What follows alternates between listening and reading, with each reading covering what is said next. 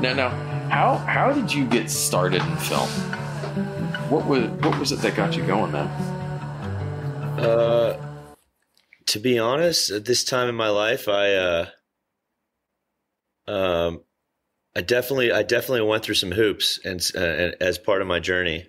And I remember I was trying to get a job pretty much anywhere I could. Restaurants. I wanted to be a busboy. I just wanted anything I could do. I was living on a friend's couch at the time, and I dropped out of high school. Was going through some stuff, and one of my friends had told me, kind of a mentor of mine, he's like, why don't you stop focusing on yourself and just help somebody else out?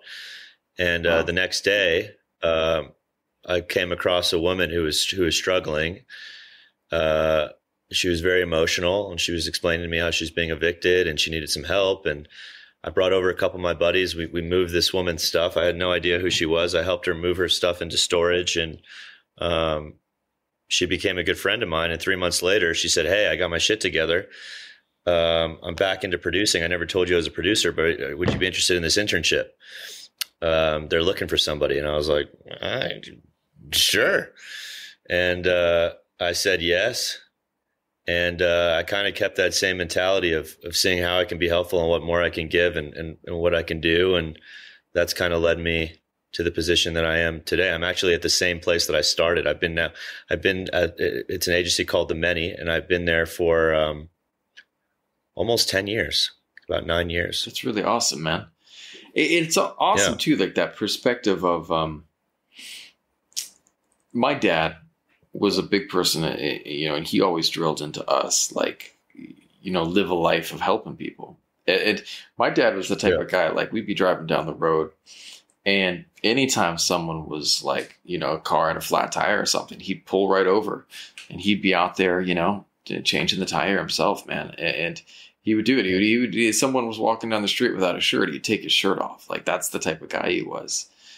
And I think there's something special about that is, that because what you said there too, that was really special, man, was like, that was totally organic. You weren't trying to get anything back, but yet your act of kindness opened this door for you. Really cool. And it's been a kind of a testament of my life that the more I think about others, the more I receive. Tell me more about that, if you don't mind. I love that, but tell me more. No, it's just it's really easy, I think, as humans to want to be selfish and think about ourselves and what we can get. And I've definitely been, don't get me wrong. I hear you. I still act this way. I still act this way every now and then, but I'm able to kind of check myself on it and kind of act within contrary action. And I find that the more I think about others, the more I think about how can I be here to be helpful, I receive so much more, whether it's gigs, jobs, respect. Life's crazy. Right? What are some of the things that you would like to dive into? What would you like to do next, man? What are some of your goals? It's funny because, like, I definitely have friends that go into, like, so I've done longer form stuff in documentary filmmaking, but I haven't done longer form stuff in more fictional, with like a true script. And it's definitely been something I've been interested in because I really feel like it's kind of what we were talking about. Like, I feel like that's really where you get to make people feel. Yeah. Right. When I can connect with my talent in a certain way and get this person to allow the audience to get this type of emotion across, I feel like it's like what you were saying with the vessel. Like, it's the same kind of thing. It's like, you're a vessel to this beautiful story and this beautiful script. And how do we bring that to life? It's definitely been something I've been interested in, but like, the more and more that I hear from, my friends that do commercials, or, now second uniting on features, or shooting features, and they're like, I'm exhausted, man. Like, right. Seriously, I haven't seen my daughter. I haven't been home in like months, and I just want to go home. Like, I'm so exhausted. Like, I just want to do commercials, So it's been to this it's been this back and forth, but yeah, I mean, it's definitely somewhere I would love to be able to, and I have a couple ideas, but I think that's kind of my next thing I'd like to explore. I feel you on that, man. It's I think that's one of the things that I was, it is tiring, you know, to just being on those long productions. But I think that's where it comes in as well too. Like, what is the story? If it's a story that you really believe in, that you really feel needs to be told, you know, like my dad, I was talking to my dad earlier today, and my dad 10 years ago was like, you need to talk to Terry. And I was like, and so my dad always is trying to like network me with his friends, and so not the people that like, they were just interesting people, my dad's friends, right? And so he was like, you got to talk to Terry. Where did your dad grow up? My dad is from England, but then he grew up all over the States. He moved here when he was a kid.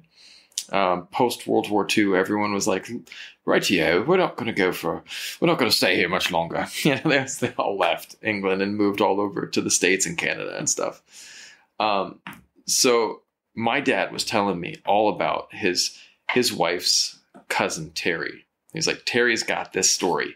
He's going to make it into a Hollywood movie. And I was like, Dad, I've been in Hollywood. It is not that easy to just make a movie, you know? He's like, oh no, Terry made a documentary of this guy, and he's an awesome guy. His name is Desmond Doss. And I was like, okay, Dad, that's great. He's like, Terry knows this guy. Desmond Doss is this really cool guy. He's got this story concept. He's trying to get Hollywood producers on board. I was like, Dad, whatever, Dad, you know? And he kept 10 years ago, 15 years ago, no, 12 years ago now, he told me this, right? Desmond Doss. Terry's trying to get this Desmond Doss story going.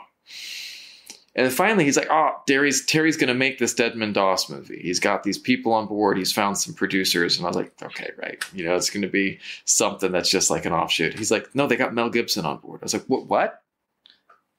And he's, yeah, the movie's going to be called Hacksaw Ridge. And Terry. Oh, wow. My dad was telling me about this. And Terry was the guy who did the documentary on Desmond Doss. And Desmond Doss is the runner. Desmond Doss was the guy who was up on top of the cliff, the medic. And so Terry was best friends with Desmond Doss. Terry made his documentary, and Terry was, you know, and my dad knew Desmond Doss too before he passed. Like they were in this group, and Terry had this belief and this passion for years. And my dad kept telling me about it, and I didn't believe it, but it was like he had such a belief in that story because he had such a belief in how powerful of a person Desmond Doss was, because Terry knew Desmond. Right. And Desmond was this soft-spoken, quiet little guy. He was just the nicest, and he was tiny. Like, that's the crazy part about him lowering all those people off the cliff. Right. He was tiny, man. But yet, I think that's where I think if you are going to put everything on hold, you have to have a story that you believe in so much that, you know, that it has to see the light of day. And you know, and I mean, I remember watching that movie, man. I was in tears. Like, that movie, like, really shook me. Because when it was a good movie. And it was more than that, though, because when I watched it too, it was all those years of my dad telling me, you know, that this is going to happen. And I doubted him. And when I watched it, and it was this beautiful story, it shook me because, was it that? I'm not being religious here, but like, you know, I remember growing up and like, my dad, oh, ye of little faith, you know? You got to believe sometimes, man. You got to believe in something, whatever it might be. Yeah. So absolutely. Even if it's just stories, you know? So. Absolutely. I know that was a long answer, but a long thought, but. No, that's a great story. Yeah, man. It's a great story. If you could go back in time to a younger version of yourself, what type of advice would you give yourself?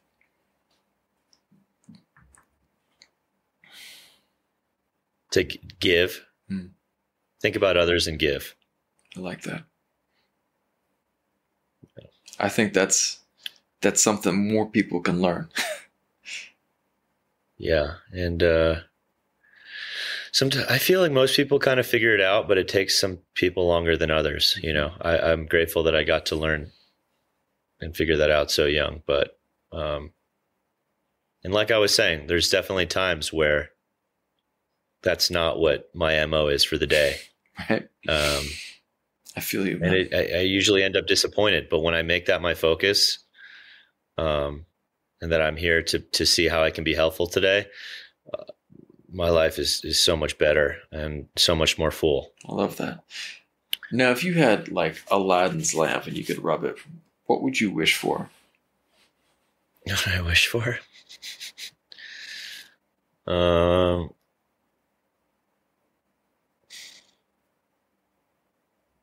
What I wish for? Man, I don't know, that's a tough one. One wish? Let's give you two. An Alexa 65. Right. I've never got to shoot an Alexa. No. Okay. What would I wish for? I would wish that everyone gets to experience love. That's powerful, man. Yeah. Some form of love.